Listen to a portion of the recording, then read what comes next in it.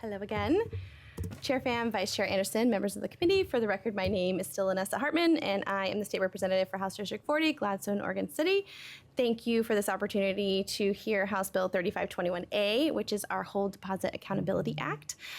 This bill came directly from stories that we have heard from Oregonians and constituents who were already under challenging situations and already doing everything they could to secure stable housing for themselves and their families, and ended up, unfortunately, being taken advantage of by a system that offered them no recourse.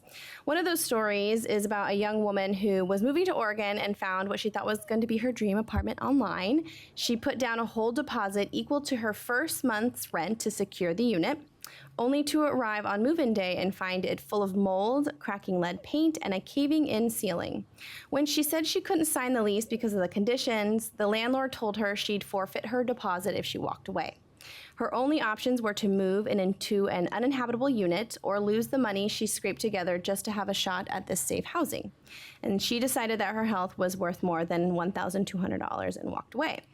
And that is not a choice that any of us should have to make, and unfortunately, we found out it's not a rare one. Under our current law, applicants have little to no recourse. ORS 90.297 currently allows landlords to collect whole deposits, but it only requires landlords to return the deposit if the landlord is the one who does not execute the agreement. The current penalty for failing to return the whole deposit is only $150, and only if the deposit isn't returned within 4 days. And that is not really enough to deter those bad actors from leaving applicants in a challenging situation. House Bill 3521A hopes to strengthen that framework by increasing accountability by making 3 key updates. 1, it explicitly allows applicants to reject a rental unit if they discover material habitability defects, like things like broken plumbing, unsafe wiring, mold, before signing a lease.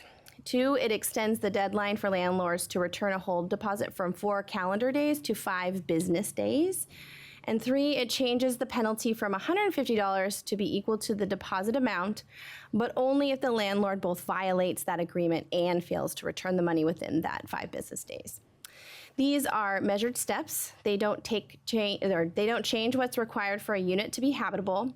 They don't shift the burden of proof to landlords, and they don't incentivize frivolous lawsuits because the applicant still has to take the matter to small claims court to represent themselves in most cases and prove that the unit no longer that they have access to was uninhabitable or that the agreement was broken, all while being out potentially thousands of dollars in a place to live. I will share the collaborative work that got us here after concerns were shared. We worked closely with stakeholders on a series of amendments on the House side that made this bill stronger and more balanced. Those changes did remove the original $150 penalty and ensured the penalty is only equal to the whole deposit itself, made the penalty only apply if the landlord doesn't return the whole deposit, increased the time landlords have to return deposits from 4 days to 5 business days, and clarified that landlords won't face penalties if natural disasters or emergencies, act of God, prevent them from complying. And it preserved landlords' ability to return deposits at their place of business rather than mailing them to the applicants. And I want to be very clear, as I was on the House side, that this bill the hope is about fairness. Landlords can still enter into hold deposit agreements, collect deposits, and keep them when applicants back out without good reason. This doesn't change. What does change is that applicants will have a clear right to walk away if the unit is substantially uninhabitable. For many working class Oregonians, this whole deposit represents their best shot at securing stable housing. And no one should be forced to choose between signing a lease for a home that's unsafe or walking away and losing their money. And again, I thank you so much for the opportunity to hear this House Bill 3521A and appreciate any questions. And thank you to the stakeholders that are here to also provide answers to any technical questions.